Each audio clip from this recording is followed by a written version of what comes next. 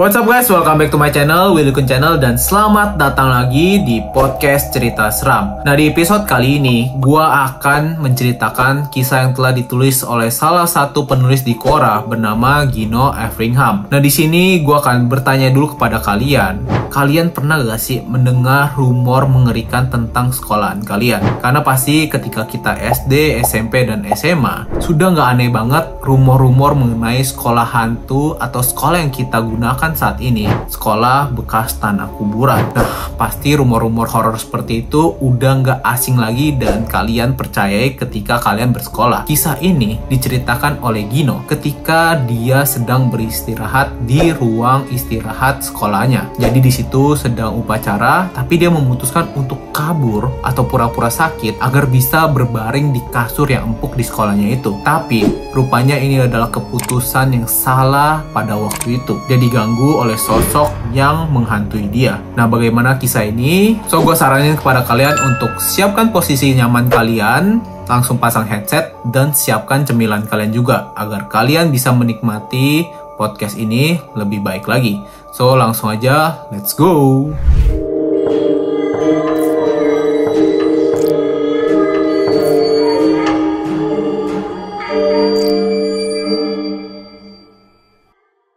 Kisah ini diceritakan oleh salah satu penulis bernama Gino Everingham pada tanggal 15 April. Bermula dari sebuah pertanyaan, seberapa seramnya hal yang pernah kamu alami tentang hantu? Gino menulis, hantu. Wow, mungkin ini merupakan sebagian dari pengalamanku dalam hal-hal mistis selama hidup. Di sini bahkan Gino juga melampirkan sebuah foto yang menurut gua sangat membuat gua menjadi merinding karena terdapat seorang wanita yang sedang duduk tapi mukanya putih polos, tidak ada raut mukanya sambil menatap ke arah kita dengan keadaan malam hari. Nah, oke, aku orang baru dalam menulis dan bercerita, jadi mungkin belum terbiasa merangkai kata-kata. Kejadian ini adalah waktu di saat aku masih berstatus pelajar SMA di sebuah sekolah negeri. Hari itu pelajar cukup padat, maklum.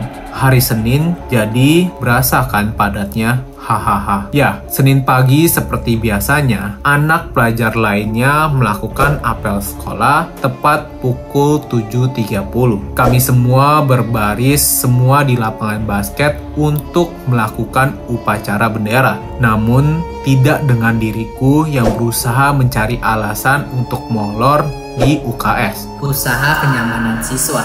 Usaha kesehatan sekolah maksudnya. Ya, dengan berbagai cara dipakai buat masuk ke sana, buat mangkir dari apel, dari yang tiba-tiba pingsan di tengah-tengah upacara, sampai yang paling keringet yaitu pura-pura vertigo akut parah. Singkat cerita, masuklah ke ruang UKS buat merebahkan diri di kasur nyaman dan empuk buat melewati apel dan bonus kalau bisa sampai jam pulang. Hahaha. Sialnya hari itu, aku yang baru tiba di kasur ranjangku harus mendapatkan pengalaman gak enak tentang UKS sekolahku. Gambaran besarnya, ruang UKS sekolah tidak cukup besar dengan ruang sebesar 6x4 dibagi menjadi dua ruangan, yaitu ruangan utama dan ruangan dengan 2 bilik kamar istirahat. Kamar istirahat hanya di sekat kayu dan di dekat pintu, tempatnya di ruang utama UKS, ada kursi dan meja untuk anak PMR yang menjaga satu orang, lalu ada beberapa lemari kayu berisikan obat dan peralatan kesehatan lainnya. Di tempat bilik yang aku gunakan, ada jendela yang mengarah halaman belakang sekolah. Lebih tepatnya, semak-semak dan pohon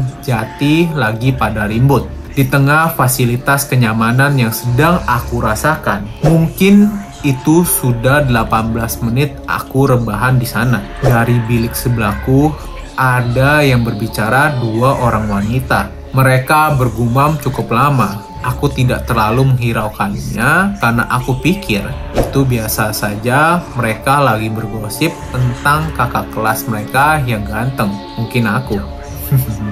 Tidak lama dari itu, aku mendengar salah satu dari mereka ada yang menangis pelan. Tangisannya makin menjadi keras ketika aku coba menutupkan mata. Sial dalam pikirku, mau tidur nyaman malah diganggu suara anak galau. Aku beranjak dari tempat tidurku dan menendang sekat kayu penghalang bilik itu. Aku cukup besar berbicara kepada mereka. Hei, jangan ribut.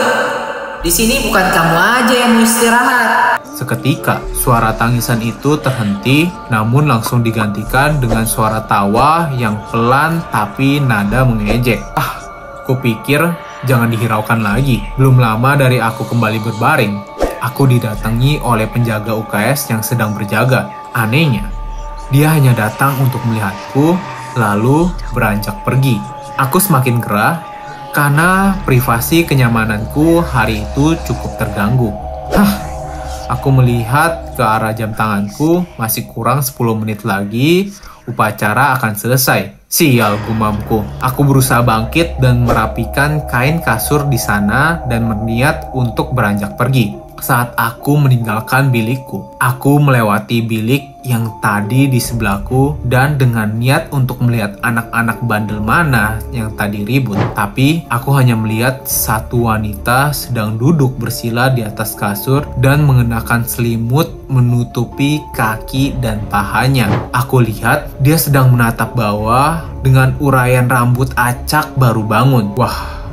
Kulitnya pucat dan tidak bergerak sedikit pun. Aku rasa dia benar-benar pakai cara vertigo paling ampuh untuk bolos apel. Aku bergegas menuju ruang utama UKS dengan perasaan heran. Setauku, ada 2 orang dalam satu ruangan itu saat mereka berbicara. Aku coba untuk tidak berpikir dan saat aku berada di ruang utama UKS, aku menemukan bahwa tidak ada penjaga UKS dan pintu UKS tertutup. Aku mencoba membuka pintu dan sialnya itu terkunci dari luar. Aku tidak habis pikir, petugas UKS mana yang meninggalkan kami berdua di dalam UKS yang terkunci, mana di situ cowok dan cewek. Aku coba untuk mengintip dari jendela menuju keluar UKS. Tidak ada satu orang pun yang berjaga. Akhirnya, aku memutuskan untuk duduk di kursi ruang utama UKS sambil menunggu upacara selesai dan membuka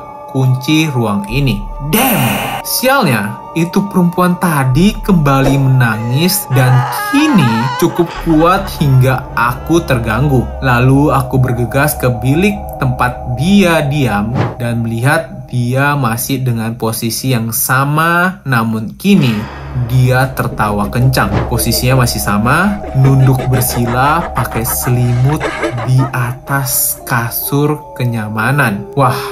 Ente, bener-bener kebanyakan sarapan pakai gula, kataku ke cewek itu. Seketika, dia bergumam, namun aku tak tahu apa yang dia bicarakan. Aku lekas pergi ke ruang utama dan mendapatkan anak lain baru selesai upacara. Aku menunggu cukup lama hingga petugas UKS menemukanku terjebak di dalam situ. Ketika mereka membuka pintu, mereka sontak kaget melihatku yang berada di dalam UKS. Mereka lalu bertanya padaku, kok bisa-bisanya di dalam? Aku menjelaskan bahwa dari awal upacara, mulai aku sudah berada di UKS dan juga sudah diberi izin oleh siswi UKS yang berjaga. Namun, mereka menjelaskan hal sebaliknya. Sejak pagi, petugas UKS belum ada yang masuk ke ruangan UKS dan juga belum ada siswa atau siswi yang mereka lihat butuh penanganan ke UKS. Maka, sebab itu ruangan masih dikunci. Aku merasa sangat heran dan kepikiran. Jelas-jelas tadi waktu aku bolos ke UKS, petugasnya dengan ramah melayaniku dan juga mereka mencoba untuk mendatangiku saat setelah aku menendang bilik kamar di sebelahku.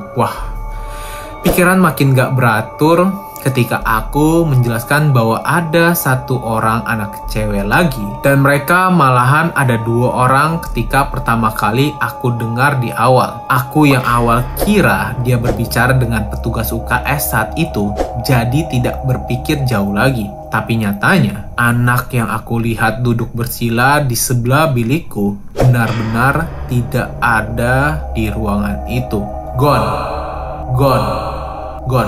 Lenyap. Setelah menjelaskan hal itu ke anak PMR, Aku beranjak pergi ke kantin untuk menetralkan pikiranku. Memang ini bukan hal pertama kali yang aku temui. Cuma aku punya dendam dengan cewek yang ketawa dan nangis di sebelah bilikku. Aku merasa waktu kenyamananku telah direnggut begitu saja. Sampai minggu-minggu kedepannya masih sering bolos upacara ke UKS, namun sialnya dendamku belum terbalaskan. Jika kalau ketemu lagi saat itu, aku mau buat dia rasain apa yang aku rasain. Dan itulah yang dituliskan oleh sang penulis, yaitu Gino Everingham. Gimana menurut kalian guys? Si Gino ini malah mau membalaskan dendamnya karena dia telah diganggu oleh sosok yang mungkin saja penunggu ruangan UKS di sekolahnya. Kalau kalian kira-kira berani gak ngelakuin hal yang dipikirkan oleh Gino? Kalau gua sepertinya nggak dulu sih. Nah itu dia kisah hari ini guys. Nah sebelum gue menutup podcast ini, gue mau minta tolong kepada kalian untuk selalu support channel ini. Caranya gampang banget, kalian tinggal klik aja tombol subscribe-nya. Ada di pojok kanan video kalian sebelah sini guys. Kemudian kalau kalian melihat tombol jempol di sebelah kiri sebelah sini, langsung aja bisa kalian tolong klik juga ya guys. So itu dia konten hari ini guys. Thank you for watching dan listening to podcast Cerita Seram. See you guys in the next episode. Bye-bye.